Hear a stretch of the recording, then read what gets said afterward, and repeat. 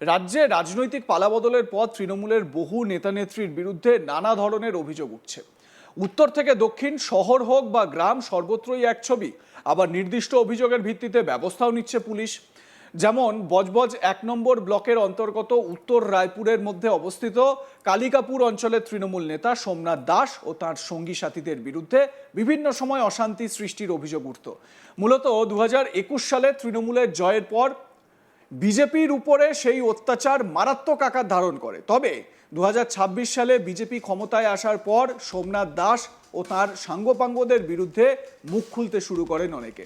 এরই মাঝে রাতে সোমনাথ দাসের বাড়ি থেকে কিছু কাগজপত্র ও ব্যাগ নিয়ে একজনকে বেরোতে দেখে একত্রিত হয় এলাকার মানুষ। তারা বাড়ি ঘেরাও করে বাড়ির পাশে একটি ছোট ঘর থেকে সাদা শাড়ির থান, সরকারি ত্রিপল, কম্বল ইত্যাদি দেখতে পান। অভিযোগ, সরকারি সেই সব জিনিসপত্র সাধারণ মানুষকে না দিয়ে নিজের কাছে রেখে দিতেন ওই নেতা এবং পরে কালোবাজারি এবং বিক্রি করা হতো। দেখুন সেই ভিডিওটা, কত কি এই নেতার বাড়ি থেকে উদ্ধার হয়েছে।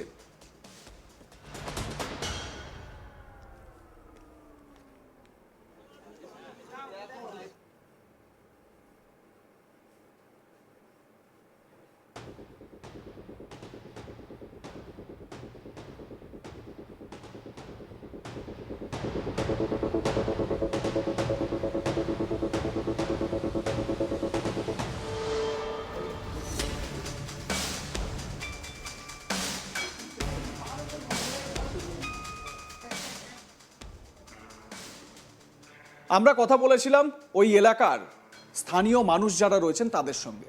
সৌরভ মাঝি, অর্চনা মাঝি ওই এলাকারই বাসিন্দা। তারা কি বলেছেন আমাদের শুনুন। আমরা উত্তর রায়পুর গ্রাম পঞ্চায়েত থেকে সব সমবেত হয়েছি আজকে। সেটা হচ্ছে আমাদের উত্তর রায়পুর গ্রাম পঞ্চায়েত বজবজ ব্লক 1-এর প্রাক্তন যে সভাপতি ছিল সোমনাথ দাস, আমাদের এই এলাকার ওপরে প্রচুর অত্যাচার করেছে এবং বাড়ি ঘরদোর ভাঙচুরও করেছে, আর্মস নিয়ে থ্রেট দিয়েছে, লোককে ভয় দেখিয়েছে, টাকা ইনকাম করেছে এবং প্রচুর জোর জবরদস্তি সব সম্পত্তি দখল করে নিয়েছে।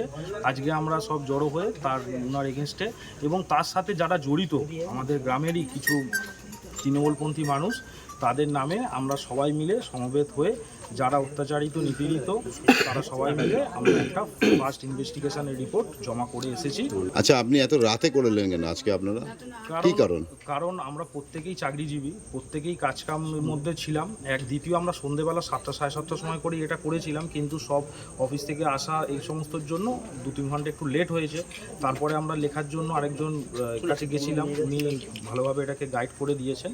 তারপরে আমরা থানায় গিয়ে এটা অভিযোগটা জমা করি। মূলত অভিযোগ কি করেছে এনার বিরুদ্ধে? অভিযোগ প্রথমত হচ্ছে যে 2021-এর যখন ওনারা তৃণমূল জিতে যায়, তারপরে যারা ট্রেডমার্ক ছিল বিজেপির তাদের বাড়িতে গিয়ে তাদের তুলে নিয়ে এসে ক্লাবে মারধর করা, তার সাথে তাদেরকে বন্দুক, ওনাদের কাছে আর্মস থাকতো সবসময়, সেই বন্দুক নিয়ে থ্রেট দেওয়া এবং লোকাল পাড়ার মধ্যে যে সমস্ত কেউ বাড়ি করছে, কেউ ঘর করছে, কেউ মাটি কাটছে তার থেকে টাকা নেওয়া, কেউ বিজনেস করছে তার থেকে টাকা নেওয়া এবং বাইরে থেকে যদি কেউ বাড়ি করতে আসে, জমি কেনে, সব কিছুতেই টাকা ছাড়া কিছু এখানে হতো না।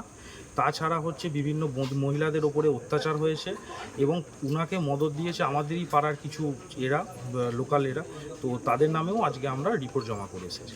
প্রশাসনের পক্ষ থেকে কি বলা হলো? প্রশাসনের পক্ষ থেকে এটাই বলা হলো যে আমরা এটাকে অ্যাকশন নিচ্ছি। আর আমাদের সাথে হয়েছে 2021-এ, বাড়ি থেকে ডেকে নিয়ে গিয়ে ক্লাবের সামনে মারধর করেছে। কে মারধর করেছে? সোমনাথ দাস ডেকে নিয়ে গেছে। সোমনাথ দাস তখন কিসে ছিলেন? পার্টি করতেন? হ্যাঁ, তৃণমূলে ছিল। তৃণমূলের নেতা। আচ্ছা, মারধর করেছে, আশপাশে সবাইকেই মারধর করেছে। কেন? ওইরকম ভোট তুলে বাড়ি থেকে ডেকে নিয়ে এসে মারধর করছে, ভোট দিতে দেবে না, ভোট দিতে দেবে না। আমাদের তো কতদিন ভোট দিতেই দেয় না। হ্যাঁ, এবারে ভোট দিতে হয়েছে, নাহলে আমাদের অনেকদিন ভোট দিতে দেয়। সোমনাথ দাসকে পার্টি থেকে বহিষ্কার করেছিল, এটা জানেন? হ্যাঁ, কেন করেছিল জানেন? সেটা জানি না। আপনার অভিযোগটা কি? আমার অভিযোগ কি, আমাদের ছেলেকে স্বামীকে মেরেছে, আমাদের এইটুকুনি অভিযোগ। এখানেই শেষ নয়, আরও ঝুড়ি ঝুড়ি অভিযোগ রয়েছে তৃণমূল নেতা সোমনাথ দাসের বিরুদ্ধে। কি বলছেন ওই এলাকারই বাসিন্দা সুপর্ণা মণ্ডল, শোনাবো আপনাদের। রাতের 12টার সময় আমরা সন্ধ্যা থেকে এখানে আছি, কেন? প্রায় 7:30 থেকে। কেন বলতে আমাদের একটা মাঠ আছে, সেই মাঠেতে আমাদের বাচ্চারা খেলাধুলা করে, সব রকম অনুষ্ঠান হয়, সাংস্কৃতিক অনুষ্ঠান, পুজো পার্বণ সব কিছু হয়। সেই মাঠটার জন্য ওনাকে আমরা চাঁদা তুলে একবার টাকাও দিয়েছিলাম, কাকে? সোমনাথ দাসকে, যে কিছু টাকা উনি দেবে পার্টি থেকে, কিছু টাকা আমরা দিয়ে মাঠটা কেনা হবে। কত বছর তাতে আগে? প্রায় 3-4 বছর আগে এই কেসটা হয়েছিল।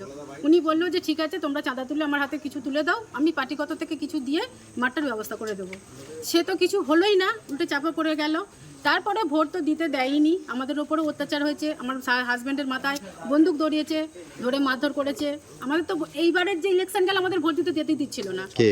আমাদের সোমনাথ দে, আমাদের এখন এখানকার যে সদস্য ছিল কৃষ্ণা দাস, আমাদের প্রধান সদস্য ছিল এখানে, আমাদের ভোট যেতে দেয়নি। বিধান জানা আর কৃষ্ণা দাস, আমার হাজব্যান্ডকে, আমার ছেলে, আমার দেওর সবাই ভোট দিতে গেল, কিন্তু আমাকে আর আমার হাজব্যান্ডকে যেতে দিল না। কেন দিল না? বললো তোমরা বাড়ি চলে যাও।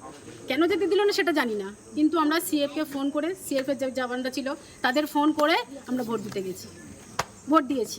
আমাদের ন্যায্য অধিকার আমরা ছাড়বো কেন? আমার সহকর্মী সঞ্জয় মাঝি এ বিষয়ে তার প্রতিবেদনে কি বলছেন শুনুন। এই বাড়িটি আমরা দাঁড়িয়ে আছি, এই বাড়িটি বলা যায় একটা দুর্নীতির অন্যতম প্রমাণ। আপনারা দেখতেই পাচ্ছেন যে বাড়ির মধ্যে আছে যাবতীয় সেই কাগজপত্র এবং তার সঙ্গে আছে সাদা থান, যে থান মূলত আমরা একাধিক পার্টি অফিস থেকে বোঝা যেত যে তোমার বাড়িতে সাদা থান পাঠিয়ে দেওয়া হবে। সেই থান কাপড় এখানে পাওয়া গেছে। শুধু তাই নয়, আমি দেখাতে বলবো আমার ক্যামেরা পার্সনের ছবি, একাধিক সরকারি অনুদান যে সাধারণ মানুষকে দেওয়া হতো, সেই অনুদানগুলো এখানে পড়ে আছে। তারই পাশাপাশি একটু দেখাতে বলবো যে সঙ্গে সঙ্গে একটু দেখাতে বলবো তার পাশাপাশি যে এই যে সরকারি তিরপল, এই যে তিরপলগুলো আছে আপনি দেখতে পাবেন, এই যে সরকারি তিরপল দেখুন, তিরপলটা এই দেখুন সরকারি তিরপল, সরকারি তিরপল সাধারণ মানুষের বাড়ি করার জন্য বর্ষাকালে সরকার পক্ষ থেকে দেওয়া হতো, সেই তিরপলও দিনতি। এছাড়া আছে বল, আছে কম্বল, যে কম্বল ন্যূনতম মানুষের, গরিব মানুষের চাহিদা ঠান্ডা থেকে বাঁচার জন্য সেই ঘর, এই ঘরে একটা স্যাঁতস্যাঁতে ঘরে আবদ্ধ করে সাধারণ মানুষকে কিভাবে বঞ্চিত করা যেত। রাত্রি 12টার সময় স্থানীয় মানুষরা আজকে বাধ্য হয়ে তারা প্রথমে যায় স্থানীয় থানায়, এবং তারই পাশাপাশি তারা তখন বাধ্য হয়ে এই ঘরটি খুলে দেখা যায়, অবাক হয়ে যায় যে ঘরের মধ্যে মূলত এতগুলো জিনিস পাওয়া গেছে। সেখানে আশ্চর্য, থান পাওয়া যেত একাধিক জায়গায়, দূর জাদুঘর, কিন্তু বজবজ 1 নম্বর ব্লকের অধীনত এই গ্রামে যে কাপড়ের থানও পার্টি অফিসে মজুত করে রাখা হয়েছে তার অন্যতম। তাহলে ভাবুন কতটা সন্ত্রাস ছিল এই গ্রামে। সাধারণ মানুষ যখন অভিযোগ করতেন 21 সালে তাদের ঘর ছাড়া হয়েছে, তারা বাড়িতে ফিরতে পারছে না, তার অন্যতম মূল কারণ এই সন্ত্রাস। তার চিত্র আমরা তুলে দেখালাম। শুধু তাই নয়, এখানে শেষ নয়, একাধিক দুর্নীতির সঙ্গে নাম জুড়ছে এই সোমনাথবাবু এবং তার অনুগামীদের। লাইক কমেন্ট শেয়ার করে আপনাদের মতামত জানান। দেখতে থাকুন আজ তাক বাংলা।